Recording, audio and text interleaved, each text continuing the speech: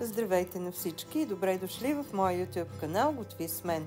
Аз съм Ели и днес приготвих за вас нещо от азиатската кухня. Както виждате, приготвила съм ориз, а какъв е и как се приготвя ще видите в самото видео.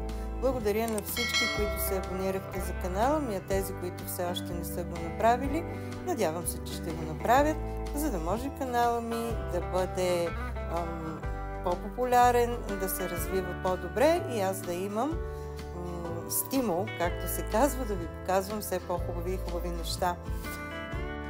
Днес избрах за вас да приготвя ориз с пилешко по-азиатски или по-точно по-китайски. Необходимите продукти са тези, които виждате в момента. Точните количества ще намерите в описанието под самото видео. Най-напред започваме с ориза. 300 грама ориз ни трябва. Аз съм използвала ориз жасмин. Ако желаете, може да използвате и друг ориз, обикновен или басмати, но за това ястие е по-добре да се използва или ориз басмати, или този ориз жасмин. Измиваме ориза, слагаме го в съд, в който ще го варим за предпочитане с незалепващо дъно. Това са 3 чаши вода, с които ще залея ориза, а то е чаша и половина. А ако не обичате ориза да ви е силно много сварен, използвайте малко по-малко вода. Или следвайте инструкциите на вашия ориз, защото знаете, че всеки ориз се вари различно. Прибавяме една лъжичка сол и го слагаме на котлона. Включваме котлона на средна степен, аз ще включа на 6 степен от 9 степени. Разбъркваме леко, защото после няма да го бъркаме изобщо. Ще варим на среден огън, както казах, около 20 минути, задължително покрит с капак. През това време ще си нарежем и зеленчуците, които са ни необходими. Половин или една малка глава лук нарязваме на ситно, не прекалено, но да бъде ситно. Една скелитка или две чеса, зависи колко е голяма, моята беше доста голяма. Два малки моркова или един по-голям, и това е парченце джинджифил. Знаете, той е малко ротив и доста силен аромат има. Ако не ви допада, просто го пропуснете. Това са няколко стръкчета див лук. Може да използвате и пресен лук, ако нямате от този. И варете на месото, пилешко месо. Използвала съм от бучетата.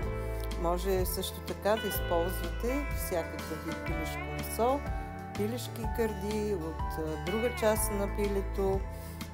Но за предпочитане, аз лично предпочитам това от бучетата, защото не е толкова сухо.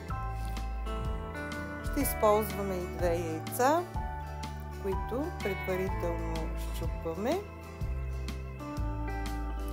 Слагаме една лъжичка сол в тях също, или малко по-малко.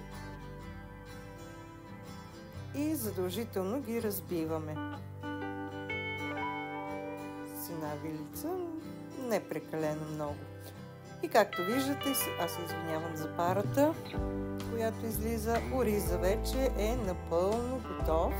Може да изключим котлона. Ето вижте, водата е поела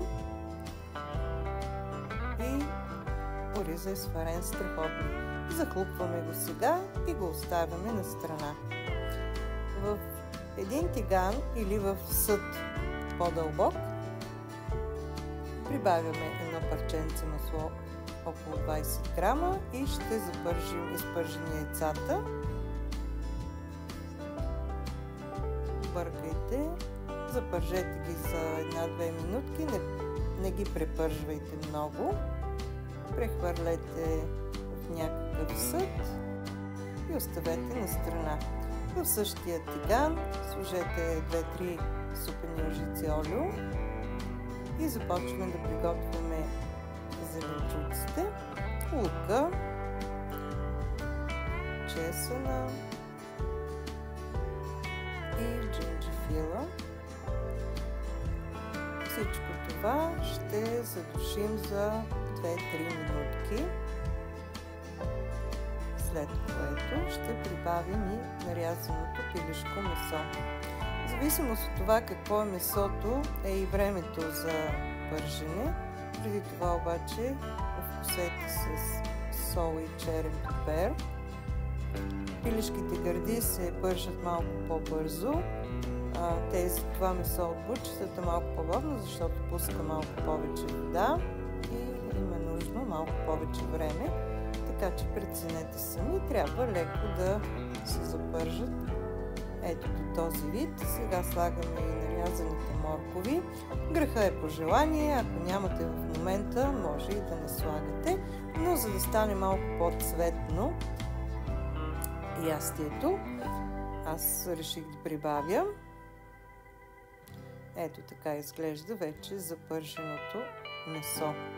Сега е време да го съберем с сварения ориз. Прибавяме го. Вижте как хубаво се е сварил. Никаква вода няма. Смесваме всичко много добре. Сбърквайте хубаво. Сега ще прибавим и 1, 2 или 3 супени лъжички соев сос. Аз съм използвала соев сос, който е с редуцирана сол, с по-малко сол. Разбъркваме много добре и прибавяме яйцата. Тях също хубаво ще смесим, като виждате как ги разкъсвам с шпатулата, за да може да станат на по-малки парченца.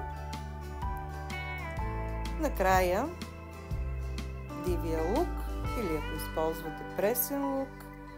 И вижте колко хубаво и красиво ястие се получи, а как ухае, просто няма как да ви предам. Надявам се, че ще опитате, ще напишете в коментарите как се е получило. Изглежда страхотно, ухае невероятно и аз сега ще го сложа в отделен съд. Това ястие може да го използвате, да го хапвате както за основно ястие, така и за гарнитура. Ако го приготвите и без месо, една чудесна гарнитура към вашето пилешко, независимо как е приготвено. Благодаря ви, приятели, че харесвате и подкрепяте канала ми. Много съм щастлива от това. Наистина се развива страхотно. Сега да видим и една порция ще ви приготвя. Купичката, която съм използвала като форма, предварително я намокрих и сега ще обърнем. Това всеки от вас знае как се прави. Връщаме и се получава ето тази красота. Колко лесно се изважда, страхотно. Много приятно на външен вид, както на външен, така и на вкус. Страхотно се получи. Аз лично харесвам китайска храна, азиатска храна, а тези от вас, които все още не са опитвали, винаги има първи път. Опитайте и наистина може пък и да ви допадне и да ви хареса. Аз сега ще го опитам както винаги. Още е много топло. Вижте. Страхотно. Много ми допада този вкус.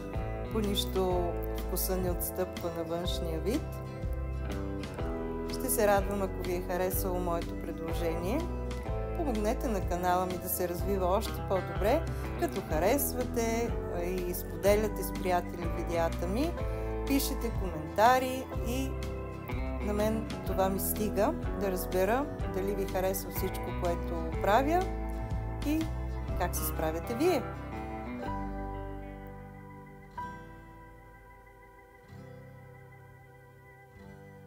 Това беше всичко за днес.